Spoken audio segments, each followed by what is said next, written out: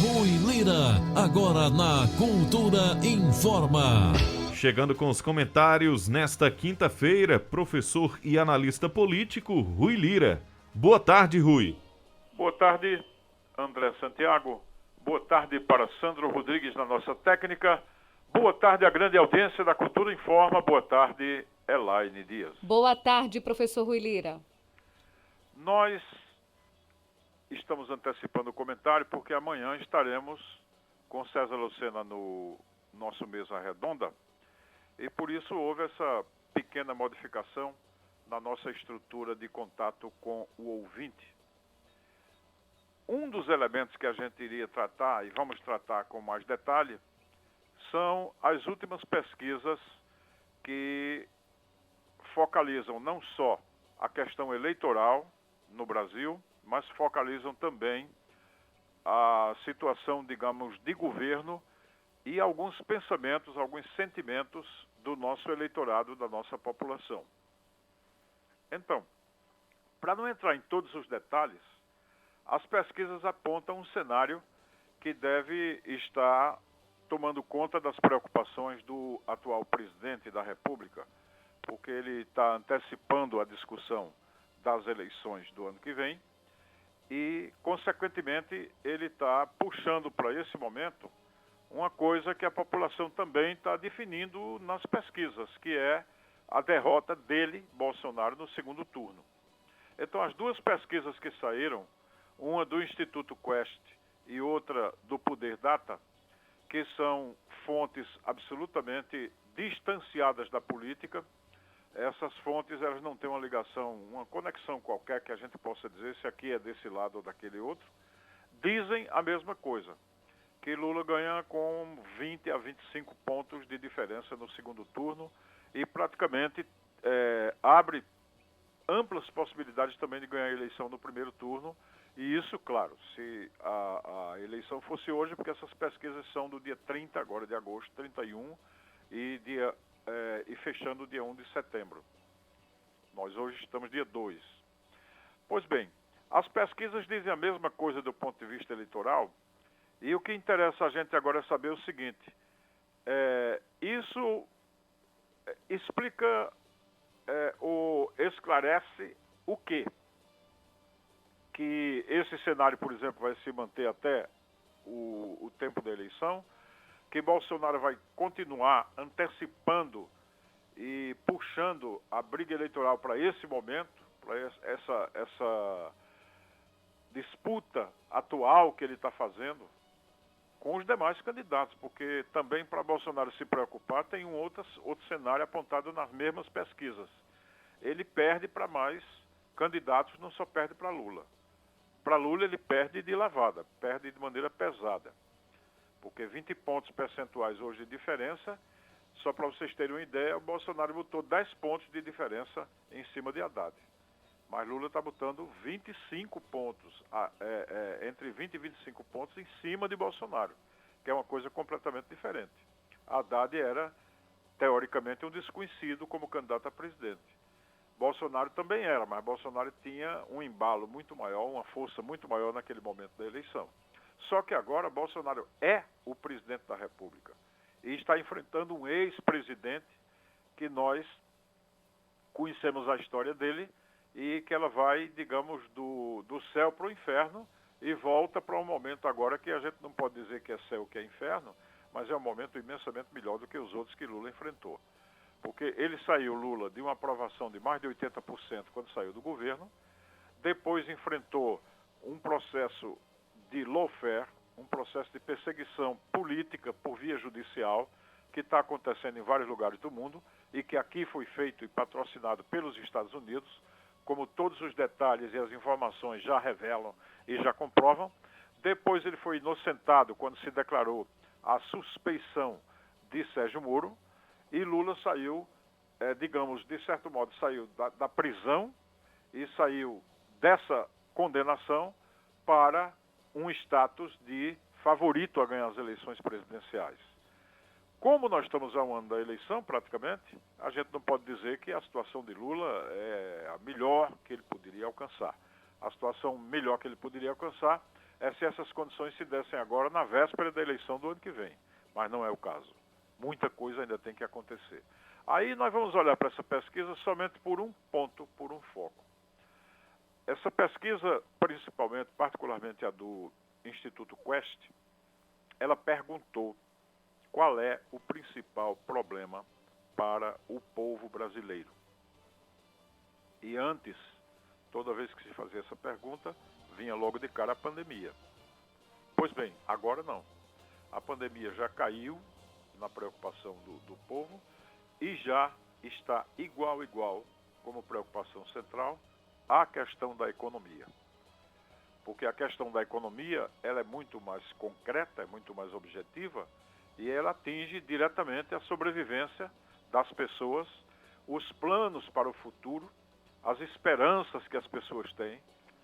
Por exemplo, quem vai casar, né? As pessoas ainda casam. Então, quem vai casar e pensa em constituir família deve pensar nas contas.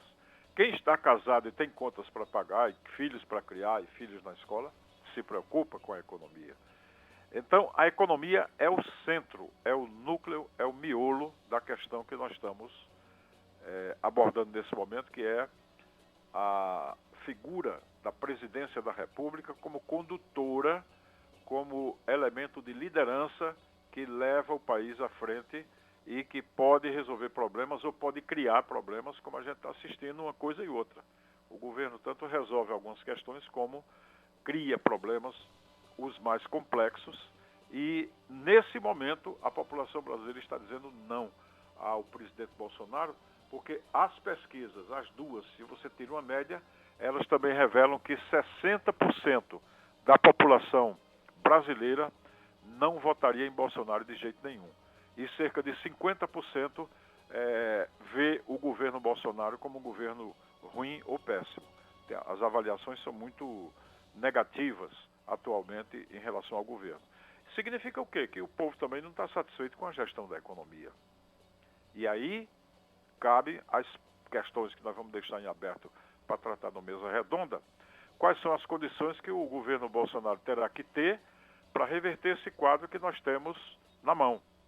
Nós estamos com o encolhimento do crescimento geral da economia, que é expresso no número do PIB, que embora ele não diga diretamente em relação às pessoas, porque quando o PIB sobe ou quando o PIB cai, o cara que é rico continua rico. E o cara que é pobre pode não ganhar também nada com isso. Até é mais fácil o rico ganhar quando o PIB sobe do que o pobre. Mas quando você fala em inflação, a gente já sabe que o pobre paga muito mais inflação do que qualquer rico, qualquer segmento.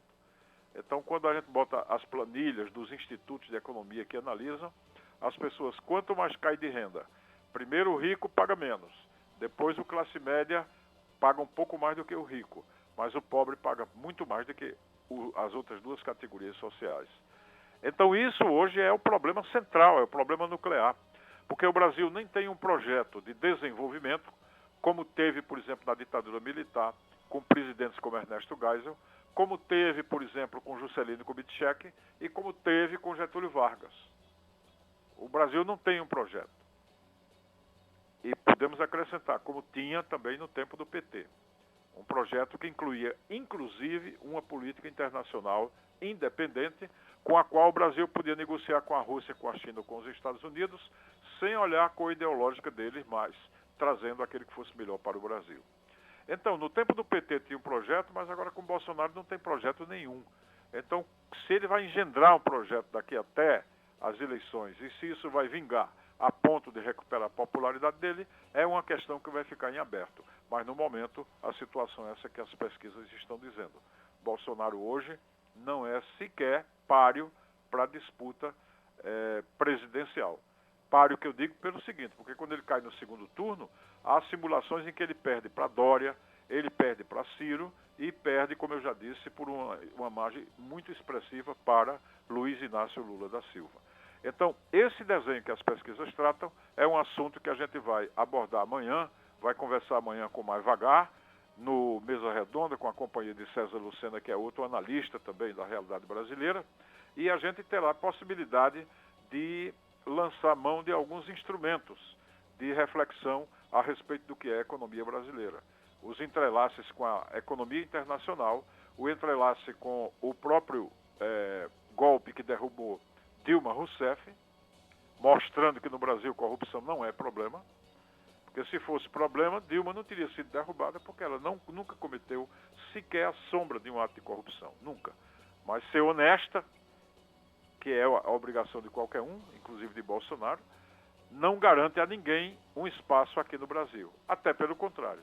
Se você faz jogo e faz esquemas que favorecem algumas pessoas que você não possa botar a mão no fogo por elas, como Michel Temer, por exemplo, isso talvez não seja motivo de você perder o seu mandato. Porque a Câmara de Deputados atual, eu digo atual porque é praticamente a mesma composição, ela por 2 vezes impediu que Temer fosse investigado num crime flagrante de propina, de delação, essa coisa toda, e Temer continua aí na boa e com uma suspeita desse tipo. E Dilma, contra quem nunca houve uma suspeita dessa ordem, ela está apeada do poder, está fora do cargo que ficou fora do cargo a que ela tinha direito pelo voto popular. Então essas e outras questões a gente vai tratar amanhã no Mesa Redonda, eu repito, e nós vamos deixar esse assunto para a reflexão do ouvinte da Cultura Informa. Opinião é na Cultura. Primeiro lugar em audiência, do jeito que você gosta. Você está ouvindo a Cultura Informa, o jornal do nosso rádio.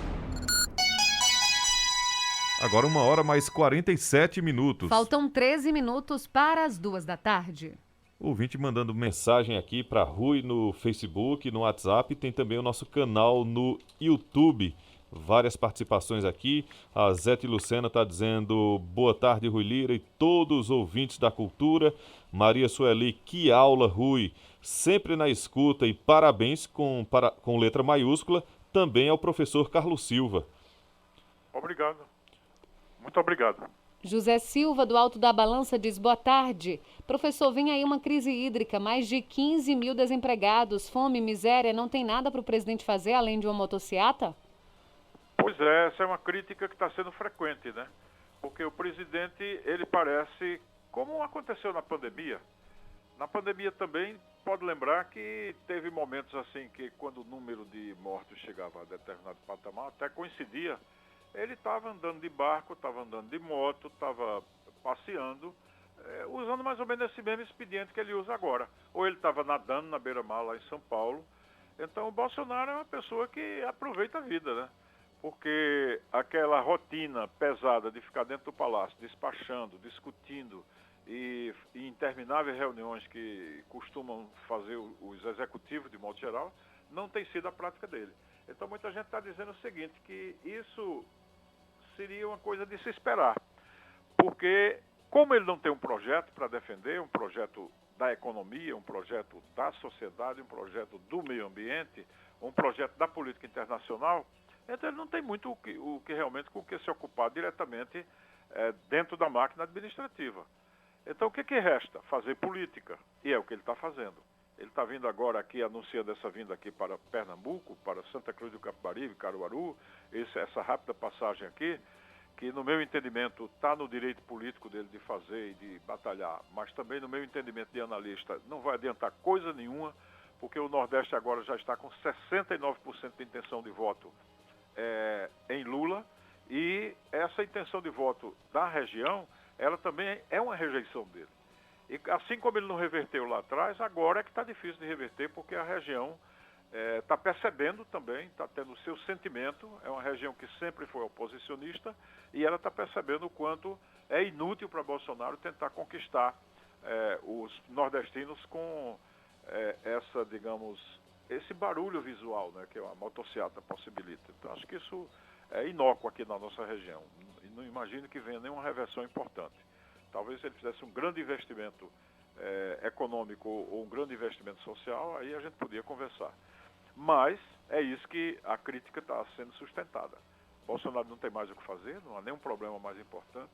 As questões internacionais e nacionais se resumem a isso, a motociatas, a avisar que no 7 de setembro o país tem uma oportunidade de virar a mesa, de invadir o Congresso, o Supremo. É isso que o presidente tem a oferecer, então muita gente está nessa crítica também. Aqui no Facebook, o Índio Agagiani está dizendo: boa tarde a todos, estamos no Caiucá. Professor, só ouvindo golpe na época de Dom Pedro II. Só ouvindo golpe na época de Dom Pedro II. Dilma fez pedalada, crime, e o impeachment está na Constituição brasileira. Quem passa por cima dela é o Supremo. Olha, Índio, isso seria a compreensão, digamos, vamos usar uma palavra elegante, né? Seria uma compreensão idealista. A compreensão de quem confia cegamente em tudo que está escrito, em tudo aquilo que está na Constituição, em tudo aquilo que está nas leis. A ideia que está por trás do idealismo é que aquilo que a sociedade produz como norma é uma coisa tão sagrada que ninguém mexe essa coisa toda. Mas o que aconteceu realmente é o seguinte, veja, pedalada fiscal, essa coisa que estão falando aí, essa coisa que estão falando aí, já foi revogada do ponto de vista jurídico logo após o impeachment. Porque é uma prática, a pedalada, para a gente ter uma ideia bem simples, é uma prática que todo governante faz. Quando ele deixa de pagar, por exemplo, a Caixa Econômica, vamos supor, alguma coisa que a União deva, para pegar esse dinheiro com o qual ele não pagou e utilizar na educação, na saúde ou em qualquer outra coisa semelhante. Ou no orçamento militar, no orçamento de servidor público, qualquer coisa semelhante. Ele não quer, ele pode rolar, de certa maneira, essa dívida. Então, isso em relação a Dilma foi entendida como um crime. Ora, que crime? Se o dinheiro não foi para o bolso de ninguém, se o dinheiro não foi roubado, ou subtraído, ou entregue a uma empresa, ou entregue a uma instituição internacional, e se tampouco nenhum ministro e nem a própria presidente teve qualquer conexão com isso aí. Se você for pensar bem, muito mais crime é aparecer na conta da primeira-dama do Brasil depósito em dinheiro, depósito em cheque feito por Fabrício Queiroz, de dinheiro que não se explica, que ninguém sabe de onde veio. E aí envolve a primeira-dama, envolve o presidente da República, porque ela é a primeira-dama dele, e envolve uma pessoa de confiança, que é o Fabrício Queiroz, do esquema de Bolsonaro, de muitos anos, um amigo, e que, por acaso, ele estava com a mulher dele e com outras pessoas da família alocadas no gabinete de Flávio Bolsonaro, que é acusado de rachadinha. Então, nós não estamos condenando aqui, por antecipação, o Flávio Bolsonaro, mas isso de botar a mão no dinheiro e de concretamente, como o próprio Flávio Bolsonaro acaba de comprar essa casa por uma fortuna em Brasília, que não se explica por nenhum patrimônio que ele tenha para garantir o empréstimo que ele fez no banco, nem explica o pagamento que ele possa fazer a partir do que ele ganha, ou seja, é incompatível uma renda com a outra. Assim como está sendo incompatível agora a renda de Ricardo Barros, líder do governo Bolsonaro, com aquilo que ele tem de ativos e com aquilo que ele tem de dinheiro real. Então é totalmente diferente de você, ou o próprio Bolsonaro, ele fazer uma manobra orçamentária e tirar um dinheiro de um lugar e botar no outro, e esperar um tempo e depois repor e fazer esse jogo que chamam de pedalada, que todo mundo fez. Fernando Henrique fez, Lula fez, qualquer um fez e faz. Eu acho que todos os governadores, todo mundo fez e faz. Tanto é que isso hoje não é crime mais. Então, veja, é totalmente diferente. Aí, o negócio, vamos agora sair do idealismo e entrar no realismo. O negócio não era se Dilma fez pedalada ou não fez, porque isso não é crime, não é roubo, não é nada, não é assalto aos cofres públicos. O problema é que o PT não podia ficar mais no poder. Não tinha mais jeito de ganhar a eleição do PT, havia a possibilidade de Lula voltar para se eleger, como de fato teve que ser preso e alijado do processo, sob acusação falsa, como a justiça está dizendo hoje, que ele é inocente. E o que resultado deu? Lula na cadeia e Bolsonaro eleito. Não que Bolsonaro tivesse nada com isso diretamente. Vamos dar o seu a seu dono. Ele não tinha responsabilidade direta com isso, mas ele foi o beneficiário principal. Só que parece que para o poder econômico e político se escolheu o cara errado para a tarefa. Ele não está cumprindo a tarefa e os caras estão loucos sem saber o que façam com ele. Hoje o William Vac, que é um homem da direita, um homem conectado com todos os esquemas, está dizendo que o problema agora é saber, o problema do poder econômico, o poder do grande capital. O problema deles agora é saber como tirar Bolsonaro. Esse é o problema que eles estão tendo. E olha que Bolsonaro, você não pode acusar Bolsonaro de, no mandato dele, ele ter roubado nada. Pelo contrário. Embora eu acho que corrupção, ser honesto, não é favor, nem é vitória, nem é glória nenhuma. É obrigação de qualquer um. É obrigação como era de Dilma, como era de Lula, é também obrigação de Bolsonaro. Professor Rui, a gente agradece a sua participação hoje, ontem e amanhã, você no Mesa Redonda, a partir das 10 da manhã, com César Lucena, falando sobre esse cenário nacional, trazendo mais detalhes, mais tempo para responder também as perguntas dos ouvintes. Pois é, muito boa tarde a você, André Santiago, muito boa tarde a Sandro Rodrigues na nossa técnica, boa tarde à nossa grande audiência da Cultura Informa e boa tarde, Elaine Dias. Boa tarde, professor Rui Lira. Um grande abraço.